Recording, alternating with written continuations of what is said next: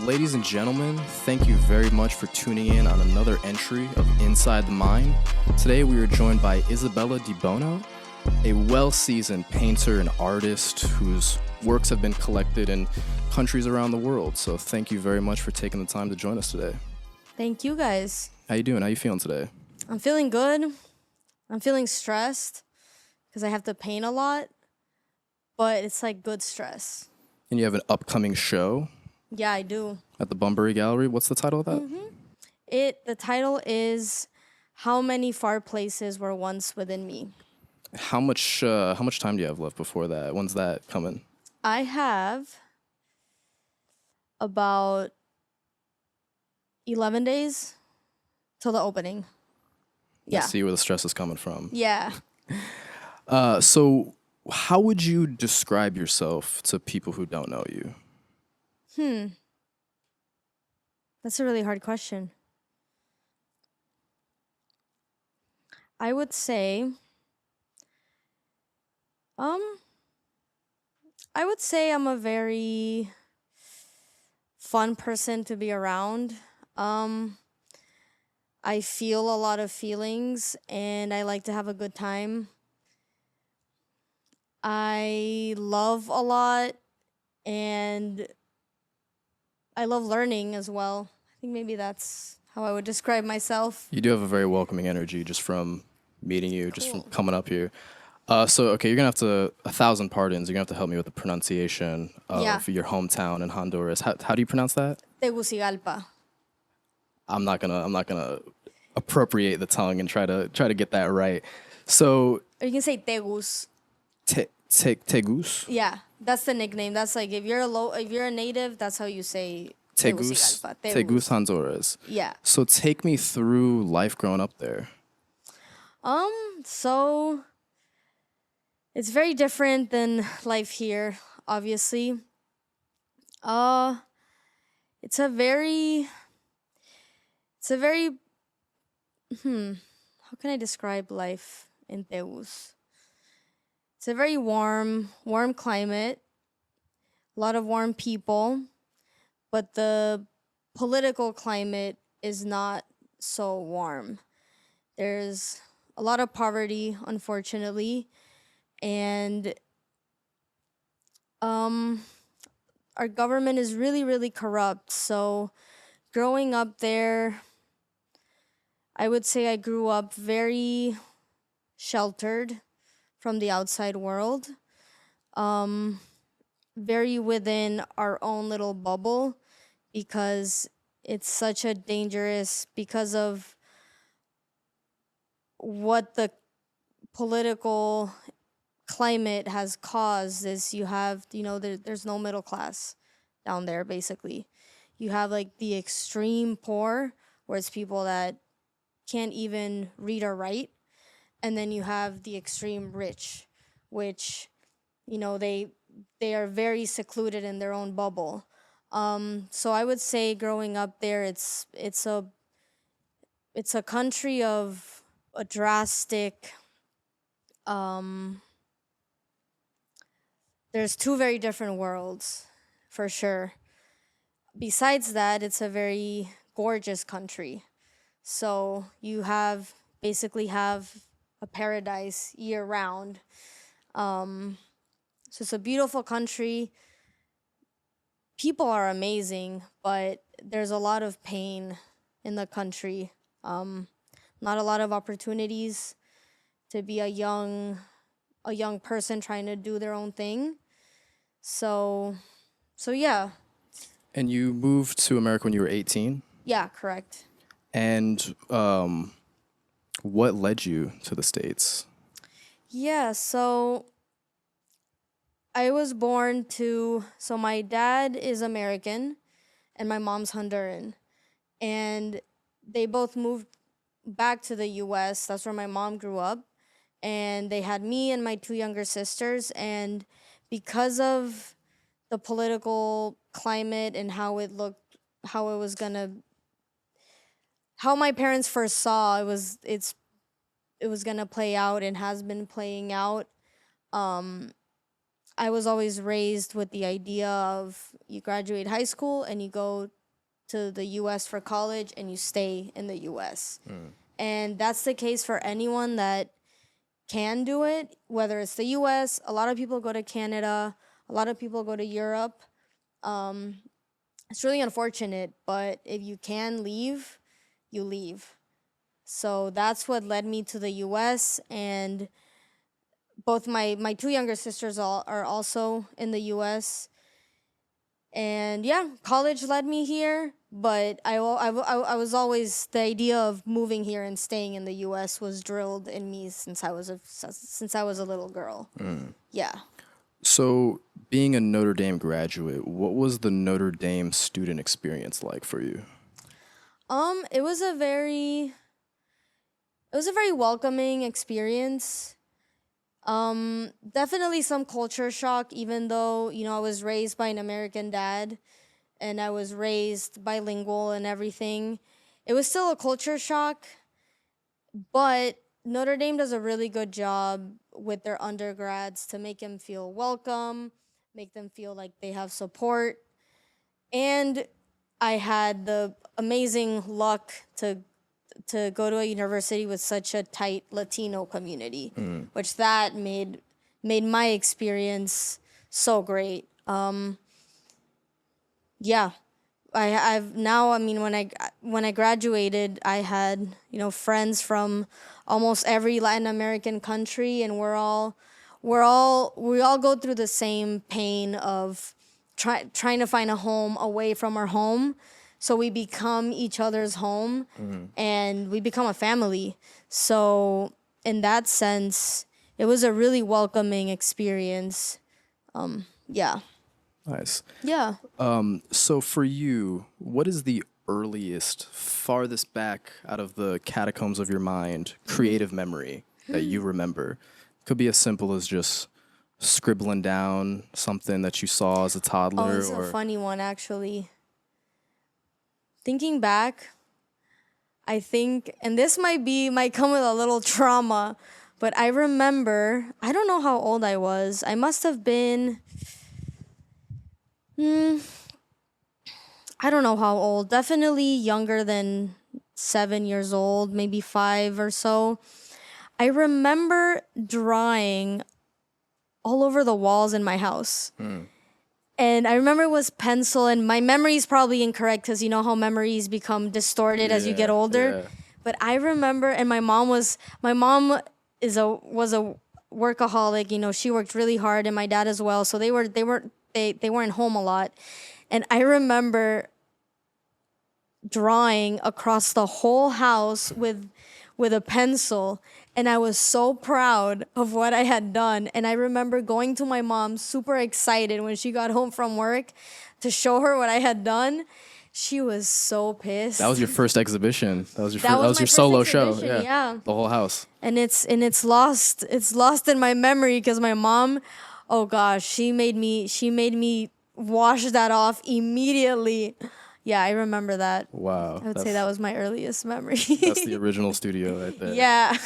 Yeah. So how did you develop your distinctive style? See, on your website, you use the term mental landscapes and how they immerse the viewer in a state of presence. And I love the way that you phrase that. So how did you arrive at this idea and philosophy? Yeah. I'd say it started pretty early on. There was this after school art class I would go to. Well, it wasn't really an art class. It was this amazing artist, this woman that she opened up her home to anyone that wanted to learn art. And I would go to her house after school, and you'd learn the basics, the color wheel, how to draw something realistic. And then I came across an art book, and I learned about Pollock and Basquiat. Those are my two first introductions to abstract art. Okay. And I asked her, Misandra is her name. I would say she was my first art mentor. And I asked her if I could maybe try some abstract things. And she gave me the creative freedom to do it. And as soon as I did it, it was an instant click. I felt so free. I felt alive doing it. And I think a lot of it came from, my parents were really strict, and society in Honduras, at least the bubble I grew up in, is very like close-minded and, very religious. And I've always been a rebel at heart ever since I can I was tell a by little girl. the story with the drawn on the walls. Yeah. So through abstract art, I found freedom, and I found like, holy shit, I can do whatever I want and make it look beautiful. And I was so lucky that my art teacher pushed it. She wasn't like, no, you need to paint trees or whatever. She pushed me into it. So I leaned into it, and that's how I started to develop that visual language of abstract art. I felt the presence comes, for me in the process of making it. You have to be very present in the moment. I would compare it to like making jazz music, where you're not planning it. You start with an idea, you start with like a beat, and then it develops as you're working on it. So that's where that came from. And the mental landscape, it, in a way, I'm expressing what's inside my mind, and I'm feeling free in the canvas. And the viewer doesn't get the process of making it, obviously, but in my finished pieces, I want the person to feel like they're brought back to the present moment, and that they themselves bring their own meaning and their own explanations based off of their own memories, their own inner landscapes. So you sort of invite the viewer to kind of project some of their own Absolutely. experience into your work. Yeah. So I know you mentioned just Pollock and Basquiat. What would you say are some of your foundational influences in your work, whether it be from other artists or even just media you take in? Yeah. I would say, other abstract artists like Helen Frankenthaler. I don't know if you're familiar with her. She was like a post-World War II female artist, and she did also like very big abstract paintings. Another one is Joan Mitchell. She also did very big abstract paintings. These women that really weren't given a lot of attention back then, and now they are. Their work is just so freeing. I would say nature is a huge influence in my art. I wanted to ask him on that specifically, like nature Yeah. for you. What draws you to that? What connects you to that to play such a vital role in your work? Yeah, well, I think it's hard not to be inspired by nature when you grow up in a place like Honduras. Like for me, I was surrounded by the most beautiful nature year round, and it's kind of hard not to be inspired by that. And I think we all feel it when we go out in nature. There's something about it that feels so grounding, and it kind of reminds us of our mortality. It reminds us of how special life is. Even despite all the horrible things that are happening in the world right now, I think we can all agree that when we go out in nature, it really reminds us of our human experience. And I've always been inspired by that. I definitely I love South Bend, but I miss living in a very beautiful place like Honduras. So that definitely comes through.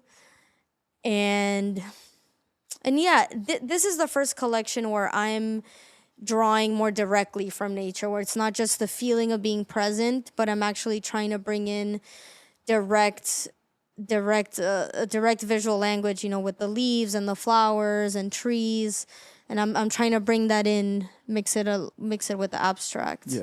Yeah. So, as an artist, how do you feel about social media's role in just the modern state of art and e-commerce and just connecting with the audience? How do you feel social media plays into your art? Or just your thoughts on it in general? it can serve different purposes. I think for me personally, one, inspiration. I mean, I follow as many artists as I can, not even studio artists, but it can be I love following photographers that make like more artistic photography, other painters, sculptors. So a lot. I think social media for me has played a big role in terms of, getting inspiration and seeing what other artists are doing and seeing what museums are doing. Following curators as well has been huge because at the end of the day, I mean, curators are the ones that will decide who's in a show. So with social media, I've learned a lot about what's being shown nationwide through following curators, following museums, galleries, and then also on the opposite end is sharing my work and my process. Treating it like a diary, even though it's a hard habit to adopt when you're making the art, and then also remembering like, okay, I have to set the camera right now to film myself doing this, and then editing everything to post it. But I think it's become indispensable now. All artists have something to say, and social media is a great place to share it. It's free, and even if you don't have a lot of followers, to just put what you're doing out there, and 10, 15 years from now, you'll be able to look back and see what you did in the past. So that's how I see social media's role. I love that. That's more of like an optimistic outlook on it. Yeah. There's also the pessimistic side. Yeah. I like the glass half full option here for sure. Yeah. So what has been, I saw how you had some past shows that you talked about on your website. What's your favorite exhibition that you've done so far, and why? Yeah. I would say my thesis show when I graduated Notre Dame. What was your thesis? So the title of that thesis was Between the Whole and the Parts. And that was really harnessing in on abstract art and the process of making abstract art, and how it's about, when you see, especially those pieces in that show, you can really get lost in them and see how every layer interacts with every other layer and creates, like a abstract landscape. It's my favorite show because I would say, besides this one that I'm about to have, that one was the last time I really put like everything into making those pieces. And that was the last time that I had, so much time to focus on my artwork, which when you graduate, you realize that's not reality, and it's really hard. It's really hard to be a creative and try to live as a creative and also be able to pay the bills and stay true to yourself as an artist. Life gets in the way, shit gets in the way, and that was the last time where I really created, fully for the purpose of creating. So I would say that was my favorite show.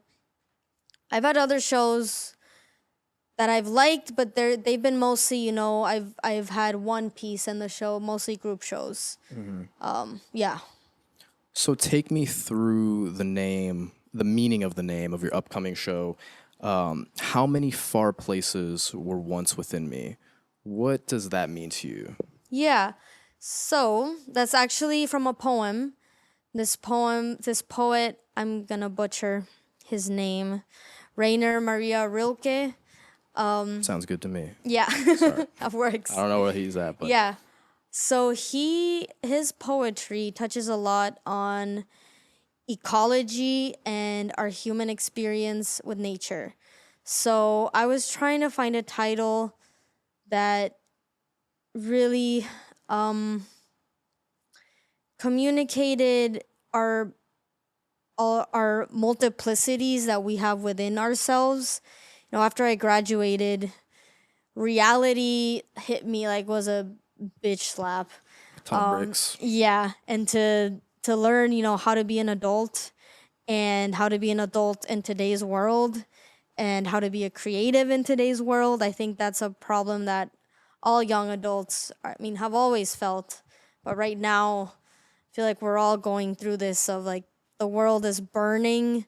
Who am I in this world? How do I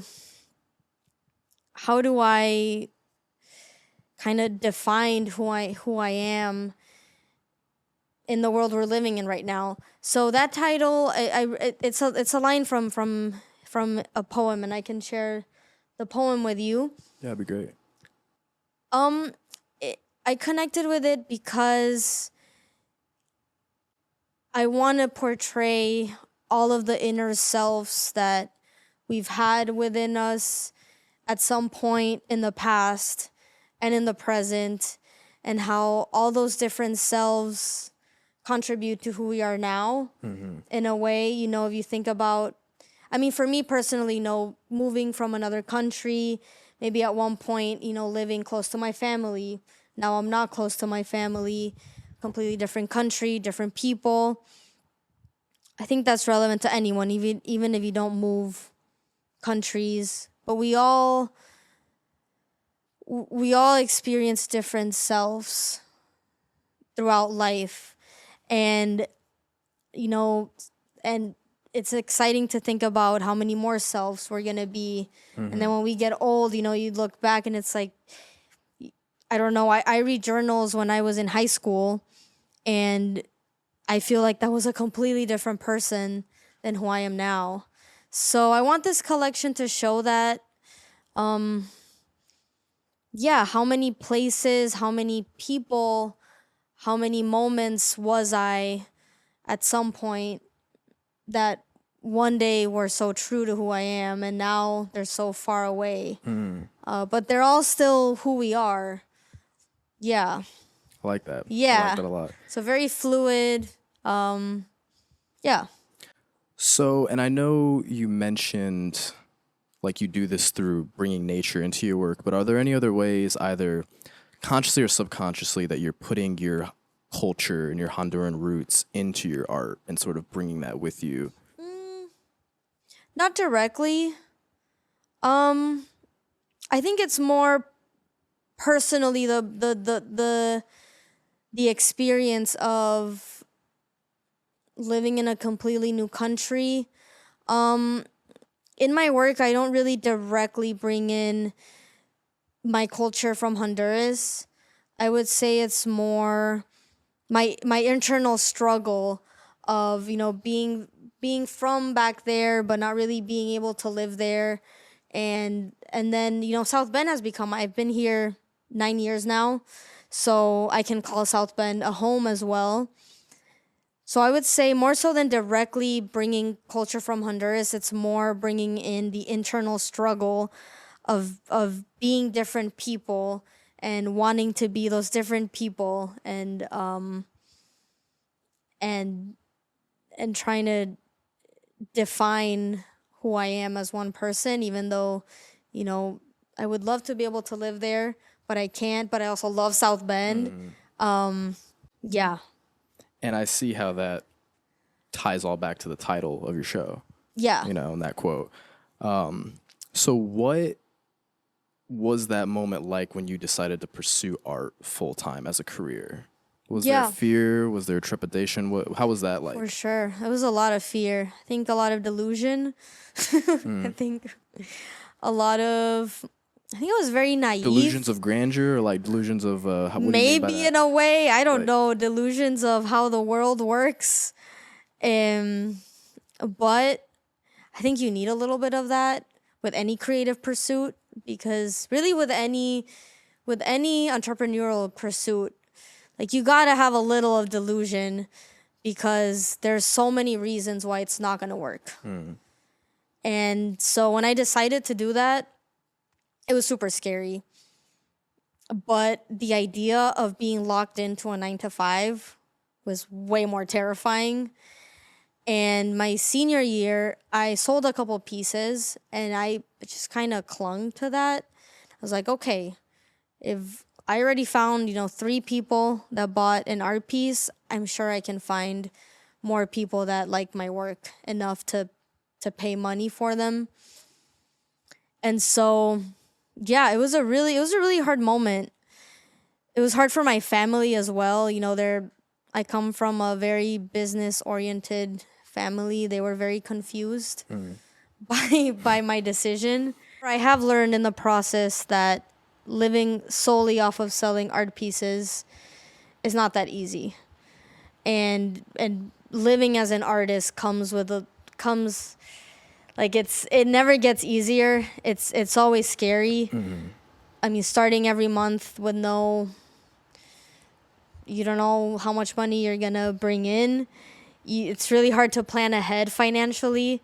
So I've done other creative pursuits to kind of complement that, and also so the art doesn't suffer, because once you start living off of your art, it's very easy for the art to change. So you're like, oh, I want to paint this, but this is not going to sell, so I'm not going to paint this. I'll do this that everyone likes.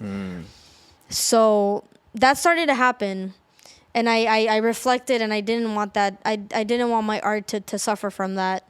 So that's where I picked up photography and other freelance creative pursuits. Okay. But still creative. Yeah, for sure. Yeah. For sure. So how did your relationship with the Bunbury Gallery blossom? Where did that start with?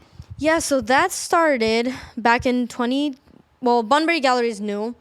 They opened up in December, but I met the owner in 2021 in my first job out of college. I got a part-time gig at the Frame Factory, and I learned how to frame artwork. I wanted something that was still connected with art, but part-time, something that would let me create.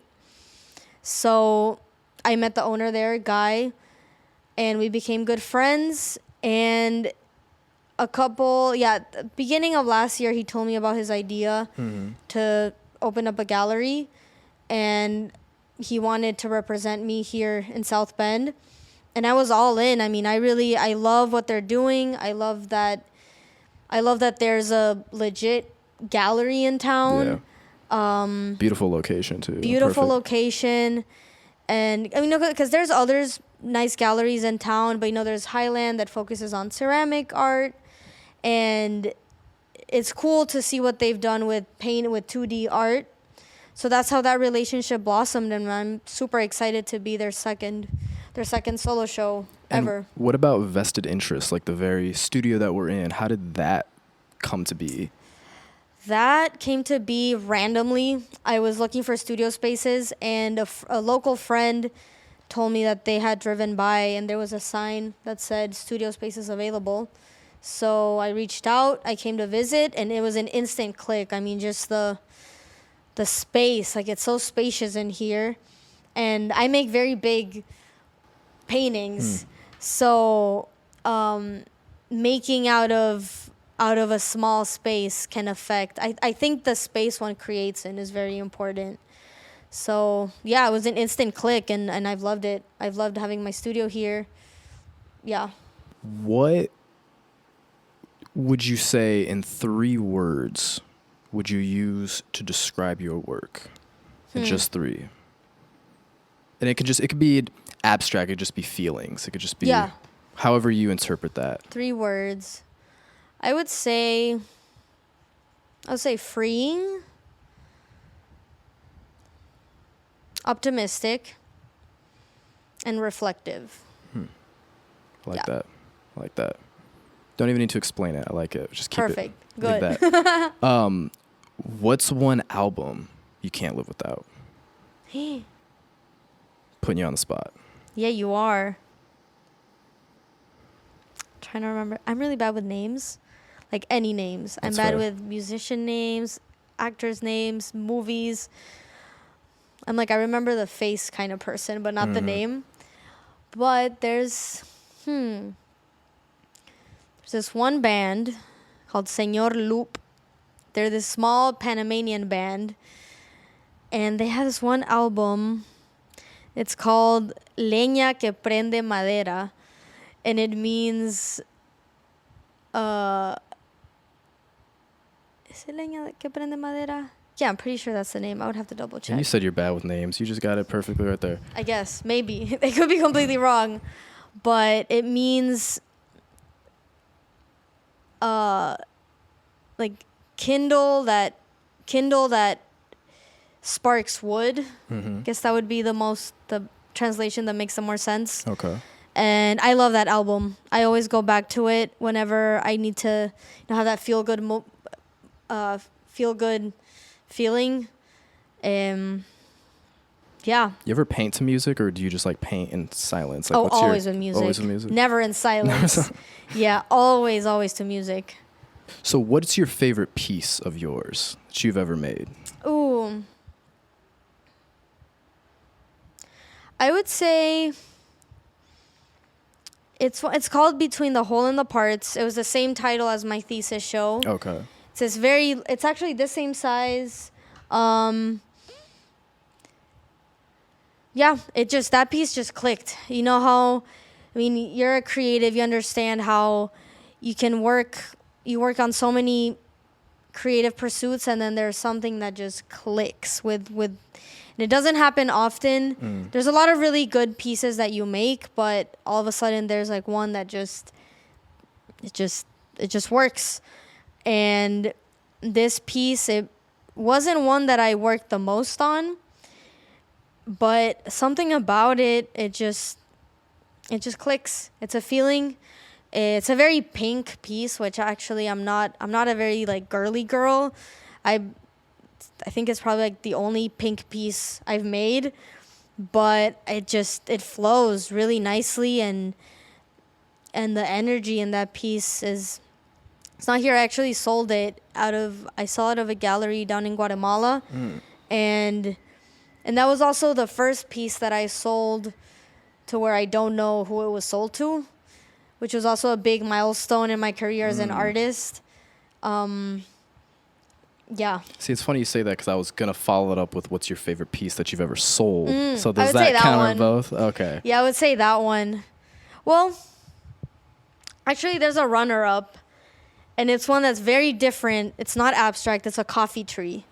It's a huge coffee tree that I made, and it was actually a failed commission. This person I know commissioned it. They wanted a huge coffee-inspired piece for their coffee bar in their house, and I'd never done a piece like that. I hadn't done a lot of commissions in my life, and that's very nerve-wracking. When someone's willing to pay you a lot of money for an art piece, there's a lot of imposter syndrome that goes into it. And I started working on it, and they didn't really like how it was turning out. So I scratched it, and it was all, all cool. I said, for both of our sakes, let's just not continue with this project. And I kept that piece, and then 2 years later I finished it. And it was an instant. That's another piece that just worked. It was very different. It's literally this huge coffee tree. And I posted it. Well, no, I didn't even post it. I made a little reel of my studio. And that painting, it was like in the background, hung up. And this woman that followed me DM'd me. I was like, hey, what's that piece in the background of your story? And I was like, what, this? And she was like, yeah, I want that for my house. So that went into a very beautiful historic home in Hyde Park in Chicago. So I would say that was my favorite piece I've sold. Yeah. It's a real comeback story right there. For sure, yeah. I love that. Yeah, and it sold for 4 times the amount that it was initially commissioned for. Love it. So yeah, you never know. You almost answered 3 questions in one go, because Cool. I was also Perfect. gonna ask, what's your proudest moment as an artist?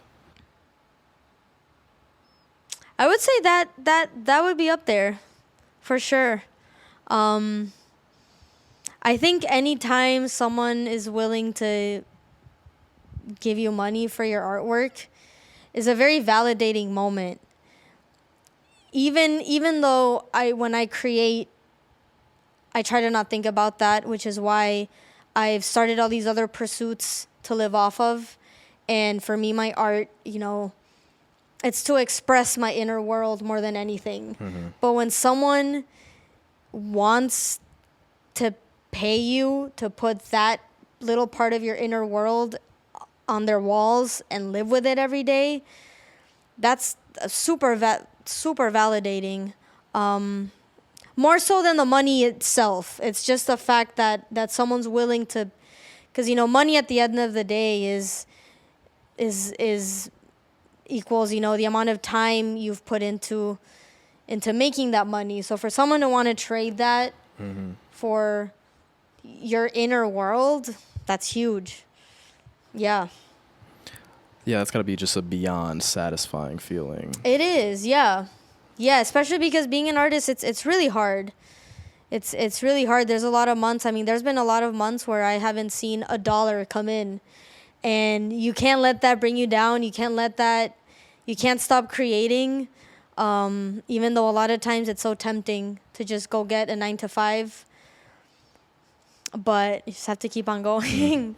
Yeah. If you could go back in time and talk to little Isabella and give her advice, or even young artists and creatives out there, what would you say to them or her?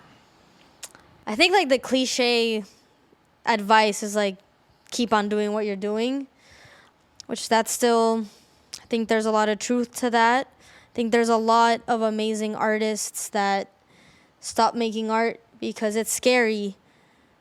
But also you can't forget, like I can't forget that, life doesn't allow anyone to be able to pursue your creative passions. I think I would say do it regardless, even if you don't necessarily want to do it as a career, because being an artist and being an artist as a career are two very different things.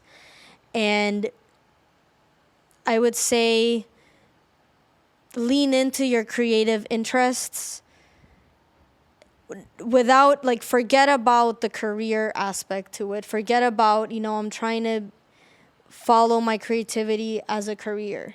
More so as I'm trying to express my inner world through X or Y creative pursuit, whether it's drawing, painting, sculpture, photography, filmmaking, music. I think to be able to be creative is our gift as humans. And I would say just lean into it. Don't be scared to try a new thing, especially as kids. That's what I would say to any kid is make art, whatever that means to you. Yeah. Well, if you could put somebody on to one Honduran dish, what would it be? It would be the baleada. What is that? So the baleada, it's gonna sound very basic, but it's amazing. It's flour tortilla, best of it's homemade, and then refried beans, also best of it's home. It's all about the quality of the ingredients. They all have to be homemade. So it's flour tortilla with refried beans, cheese, Honduran cheese. And then that's the way I eat it, just very basic. But then some people will put eggs and avocado into it. Similar to a burrito, you would say, if I would have to compare it to anything like that, anything in the U.S.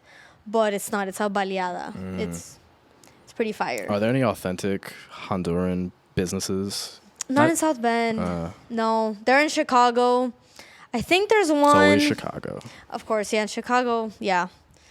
No, I don't think in South Bend. Someone told me there was one like 40 minutes away. There's not a lot of Hondurans in South Bend.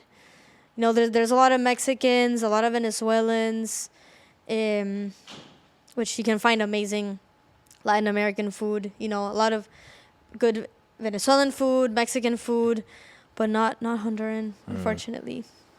So what is next for Isabella? I'm trying to figure that out myself. I think kind of my blessing and my curse is that I don't plan things, like my life. I couldn't tell you I have a 5-year plan or even a 1-year plan. which shows also, goes on with my creative process, that I go with the feeling. And I think what's next is keep on doing what I'm doing. This is the first year for me that all of my creative pursuits are kind of coming together, and I'm actually being able to live off of them comfortably and combine on my, and like really understand. This is the first year that I've really gotten a groove of what it's like to be a freelance creative. So what's next for me is to just keep on riding that wave.